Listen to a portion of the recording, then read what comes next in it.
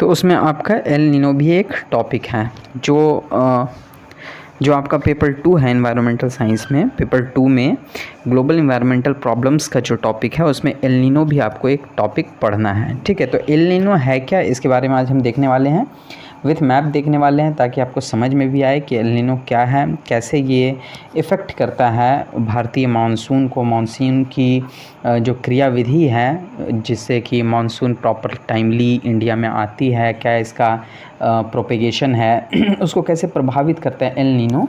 तो El Nino है क्या और इसका प्रभाव क्या है मौसम पर, मेनली इससे रिलेटेड फैक्ट्स पूछे जा सकते हैं एग्जामिनेशंस में। ठीक है, तो देखिए एल नीनो चूँकि आपका टॉपिक है इसीलिए मैं इसको कवर कर रहा हूँ आज।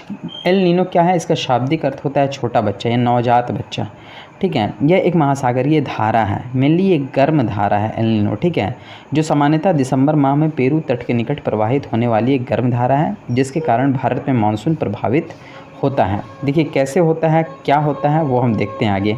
सामान्य स्थिति में पेरू के तट पर, देखिए पेरू मतलब समझिए मैप से, ये देखिए साउथ अमेरिकन कॉन्टिनेंट है।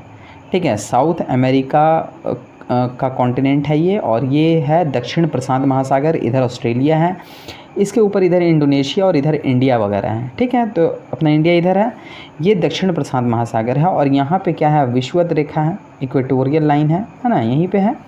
ठीक है, तो ये इसके जो तट हैं यहाँ पे पेरू पड़ता है, तो इसी के निकट एक जो है ठंडी जलधारा विकसित होती है जिसका नाम है पेरू धारा। ठीक है, पेरू धारा इसका नाम है।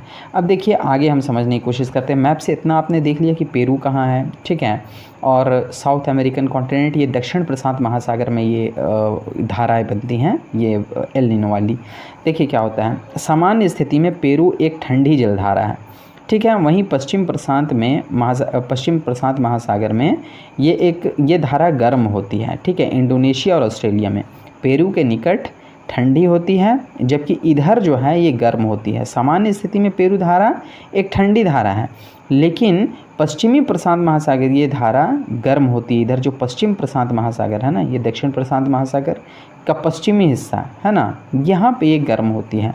लेकिन एल नीनो प्रभाव के कारण स्थिति बिल्कुल विपरीत हो जाती है। देखिए ये पेरू ठंडी धारा है, ठीक है, लेकिन जब एल नीनो क्रिएट होता है ना तो ये गर्म हो जाती है धारा, जिससे होता क्या है कि इधर लो प्रेशर क्रिएट हो जाता है और वर्षा और जो हवाएं हैं इधर की ओर चलने लगती हैं। इससे क्या होता है, इधर मॉनसून जो है इफ़ेक्टेड होता है। ठीक है, देखिए सामान्य स्थिति में पेरू एक ठंडी धारा है ना, वहीं पश्चिम प्रशांत महासागर जो कि इंडोनेशिया और ऑस्ट्रेलिया की बात की जा रही है, पश्चिमी प्रशांत महासागर है ना, में धारा गर्म होती है। इधर धारा क्या होती है, गर्म होती है, इधर धारा क्या होती है, ठंडी होती है। लेकिन एल नीनो ईयर में क्या होता है, इधर गर्म हो जाती है धारा और इधर ठंडी हो जाती है। ठीक है, तो देखिए सामान्य परिस्थिति में क्या होता है, इधर गर्म होती है ना, इधर से पश्चिमी हवाएं, कैसे पश्चिमी हवाएं ले जाती हैं इन धाराओं को वो हम देखेंगे। ठीक है, और ले जा करके इधर फिर लो प्रेशर क्रिएट होता है और इधर वर्षा होती है।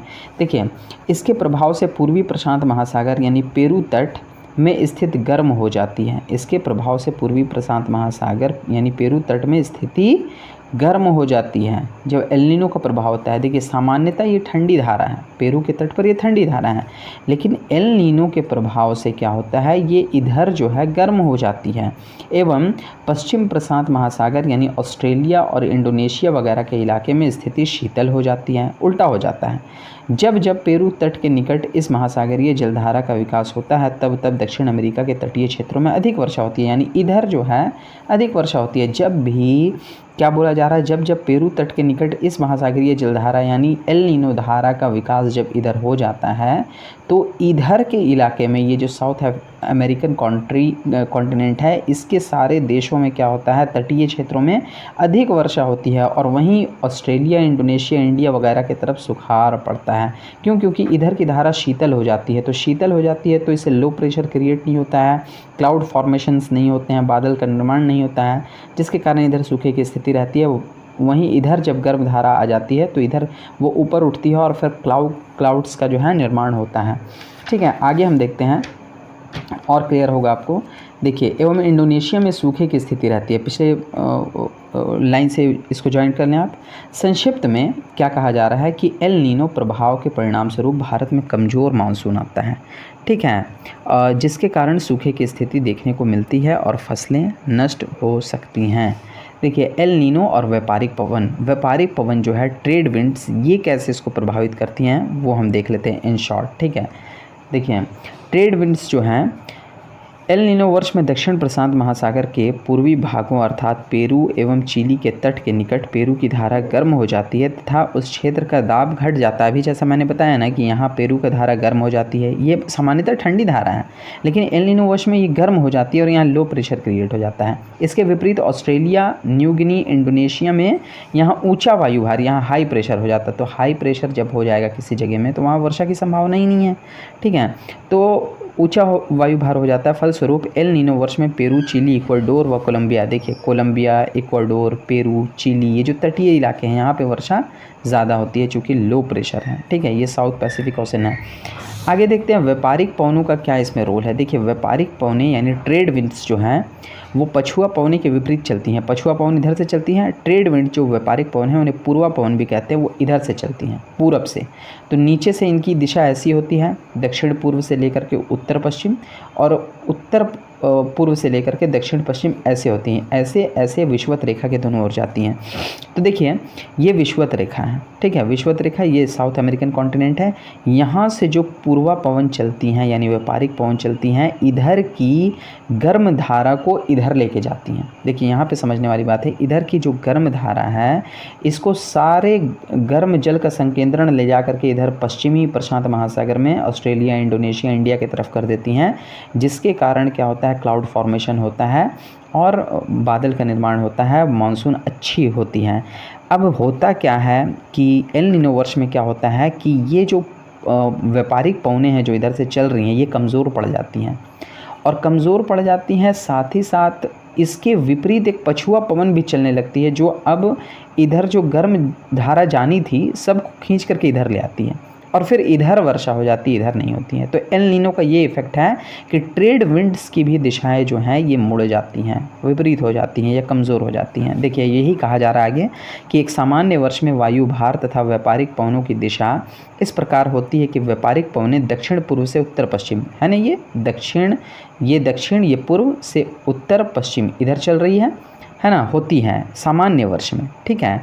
दक्षिण पूर्व से उत्तर पश्चिम की ओर चलती हैं, जिनकी दिशा सामान्यतः पूर्व से पश्चिम है ना, चलती हैं, ठीक है, की ओर होती है, जिसके कारण दक्षिण प्रशांत महासागर के पश्चिमी भागों, ये जो पश्चिमी भाग हैं ऑस्ट्रेलिया वगैरह का भाग है ना, इंडोनेशिया, इंडिया वगैरह में गर्म पानी का अंबार एकत्रित हो जाता है, ठीक है। इधर के सारी गर्म जल उधर चले गए व्यापारिक पवनों के द्वारा, ठीक है। गर्म पानी का अंबार एकत्रित हो जाता है, एवं ऐसी परिस्थिति में दक्षिण अमेरिका के पश्चिम तट पर, ये जो दक्षिण अमेरिकन कॉन्टिनेंट है इसके पश्चिमी तट पर क्या हो जाता है, ठंडा पानी ऊपर सतह पर आ जाता है, जिससे पेरू ठंडे पानी की जलधारा विकसित होती है। यहाँ पे पेरू ठंडे पानी की जलधारा विकसित होती है, ठीक है।